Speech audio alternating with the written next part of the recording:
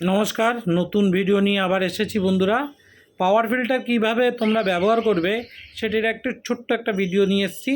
কেননা অনেকেই power filter ব্যবহার করাটা ভালোভাবে করতে পারো না, তার জন্য অনেক মাছ মারা যায়।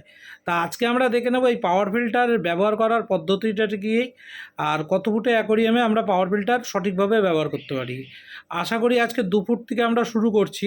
2 ফুটের অ্যাকোরিয়ামে পাওয়ার ফিল্টার কীভাবে ব্যবহার করব। এই হলো আমাদের পাওয়ার ফিল্টার। এই পাওয়ার ফিল্টারটাকে আমরা অ্যাসেম্বল যখন করি, লাগাই, তখন এইভাবে কেউ লাগায়, আর কেউ বা ঘুরিয়ে আবার অন্য মুখ করেও লাগায়, যে এইভাবে যেইভাবে লাগায় অ্যাকোরিয়ামের দিকে।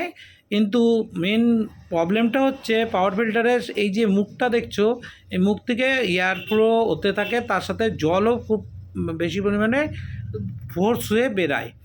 সেই জন্য মাছরা সব আস্তে আস্তে দুর্বল হয়ে যায়, অতটা সাঁতার কাটতে পারে না, আর মাছরা আস্তে আস্তে মরে যায়।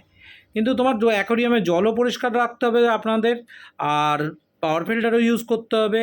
তাহলে আমরা কিভাবে সহজ পদ্ধতি এইটাকে করতে পারি, তাহলে আজকে দেখে নিই।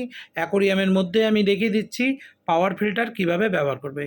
এই হলো পাওয়ার ফিল্টার। ঠিক আমরা এইভাবে লাগাবো, এটা আমরা গ্রাউন্ডের সাথে লাগাবো।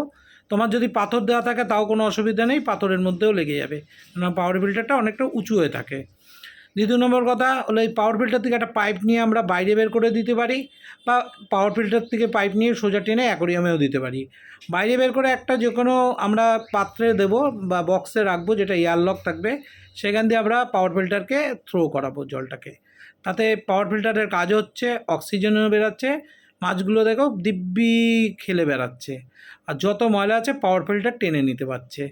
তো এইভাবে তোমরা যদি পাওয়ার ফিল্টার ব্যবহার করো, তাহলে আশা করি তোমাদের মাছ মরণটা অনেক কমবে, জলও পরিষ্কার থাকবে, আর তোমাদের মাছের মানে হেলদি থাকবে।